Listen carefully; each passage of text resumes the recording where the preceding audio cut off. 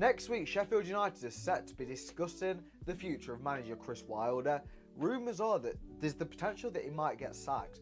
Finishing the season on 92 points should be something that he gets rewarded for, in my opinion, but apparently with the club wanting to go towards AI and data, there is a slim chance that he goes. The new ownership took charge in January of 2025. As soon as they came in, they said to Chris Wilder, right, we need to bolster this squad because there was a lot of injuries and a lot of players who, from the academy, shouldn't have really been thrust into first team football.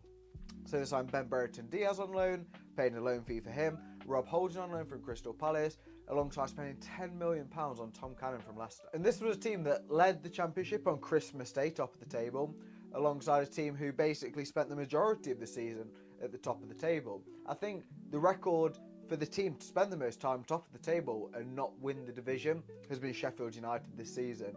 Finishing on 92 points, though, is a really credible points tally. A lot of wins were churned out 1-0 or 2-1. And in that playoff final against Sunderland, it was meant to be Sheffield United breaking the curse of 100 years of not being able to win at Wembley. I think it's 9 playoff campaigns and now 10 where they haven't won. And it looked good because they went 1-0 up. But for a dodgy VAR decision and a bad Kiefer Moore pass, they ended up losing the match. And you can't really blame Chris Wilder for that at all. You look at the current crop of managers out there as well, in Sean Dyche, Steve Cooper. I don't think there's much quality to be had out there that would be upgraded on Chris Wilder. He knows the club. He's just got 92 points. He's got 2 promotions and a 9th place Premier League finish already with Sheffield United. I don't think it would be a good decision to get rid. 7 loan players have returned to their clubs, meaning that Sheffield United need to invest this summer. The ownership have already shown their intent, as I say, using AI and data-driven models and spending money, which is something that the Prince couldn't do previously to a high extent. So this is the squad depth that I've got for Sheffield United. This is assuming that the likes of Anel Ahmedhodzic, Vinny Souza, Gus Hamer do not leave. The right back is the first position that I feel like needs a serious improvement. The only listed right back at the moment is Femi Sariki. He's injury prone and there's jury's out as to whether he's the best for a 46-game season at the position. Last season, Harry Clark came in on loan in January, was awful. Alfred Gilchrist paid most of the first half of the season and he was okay from Chelsea. He had no attacking threat at all though, which is why Hamza Chowdhury, who came in January, ended up being the mainstay right back, especially for the last games towards the end of the season. All of them have gone back to their parent clubs though. But there are 2 players that I think Sheffield United would sign if they can. The first one, Hamza Chowdhury, back from Leicester. Won't be a loan because Leicester are down in the Championship. They want to be loaning out such a good player to a fellow Championship club. But for 5 to 10 million, it could be a really, really good option. It also offers midfield cover as well. The other option is one that Sheffield United have chased in the past. Jimmy Dunn is available on a free from QPR. It was a centre-back about 2 seasons ago, but Marty Cifuentes, when he joined QPR midway through the 23-24 season, converted into a right-back. In that time, he played a huge part in a great escape, alongside last season being a really good mid-table team. Looking at the squad depth again, centre-back is clearly thin. Jack Robinson has 1 year left on his contract, and so does Anel Ahmedhodzic. Behind those, there's no option. And last season, Chris Wilder had Harry Souttar on loan, who provide much needed leadership and experience for the first half of the season. Second half of the season, he got Rob Holding on loan. He wasn't quite integral as Harry Souttar was, but he still had that leadership and experience factor. So the 2 players that I've got is sign Rob Holding again. He fell out with Oliver Glasner at Crystal Palace. Blades fans and staff know that he's good enough for the Championship at a good level. Why not sign him back? I can't imagine he'd cost more than 3 or 4 million. The other player that I've got is Michael Keane from Everton. He's available on a free. Towards the end of the season, he was playing a bit because of injuries to Tarkowski and Branthwaite, and he still looks pretty good. I think in the Championship, he got promoted twice with Burnley in the past decade. Let's sign him up. Right wing is another position with not much depth. The only player listed is Andre Brooks, who started the season off really well last year. But Rex Haki came on loan at the start of the season. Brewster has been playing there throughout the season, especially towards the end in the playoff campaigns. And Brereton Diaz was signed in January and played a huge part there.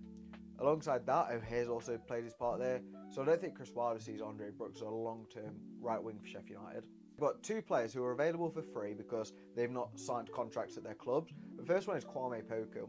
He's had 3 really, really good seasons, posh in League One. Last season, It felt like it was a really, season towards him, saying, yeah, I'm ready for the championship. He's a bit in the mould of Andre Brooks and Rexaki in the way that he's got flair. He's a left-footed winger and he's got a decent end product. The other option, as I say, is Tyrese Dolan. Bit of a different mould of player. He can play anywhere across the front three or front four if you want him at cam. His right winger is a bit more direct, but from what I've seen of him, is a good championship player, and we need winger depth. So get both of them in my opinion. And you look at the squad depth up front, there is quite a few players who can play there. We've got Kiefer Moore, Tyrese Campbell, Tom Cannon as the main three. Alongside that, Brewster can also deputise, mainly at cam. Wilder has been prolific with signing strikers in the past though. When Sheffield United got promoted in 18-19, they had Didsey, Leon Clark, Billy Sharp, Connor Washington. In the January, he went out and signed Scott Hogan and Gary Medina on loan. He loves a striker, he loves options there. I believe he might be playing the 4-4-2 next season as well. So the two options I've got for strikers, Emil Reese is available on a free from Preston. He got 12 goals last season, which is more goals than any Sheffield United player. Chris Wilder wanted him when he was at Middlesbrough and he was worth about £7 million. So we know that Wilder likes him, we know that he'd be the top goal scorer and he's a physical threat. I feel like in a good team, he could be an amazing striker. Then the other player I've got is Ryan Hardy. He's had 2 seasons at the level with Plymouth. They've obviously just got relegated. I feel like he can hold his own. He's physical enough, he's got good enough striking ability, he can get in behind well enough. His link play's okay. I feel like he'd be a good signing, probably for no more than like 3 or 4 million. And how will Sheffield United actually be playing next season? The majority of last season, Chris Wilder played a 4-2-3-1. It was very much a 4-4-2 press, and then in transition, it'd go into a 4-2-3-1, where usually Callum O'Hare at cam, it'd either be press him or drop him. And towards the end of the season, for the last 5 or 10 games, a lot of Blades fans know 4-4-2 came into the equation quite a lot. Mainly being Kiefer Moore as a big man, with Tyrese Campbell or Tom Cannon next to him. I feel like more of the same, especially away from home. That 4-4-2 worked really well. It was effective. It was effective in the playoff final until Sunderland thought, let's just expose some clear weaknesses down the left-hand side. But that's for another time.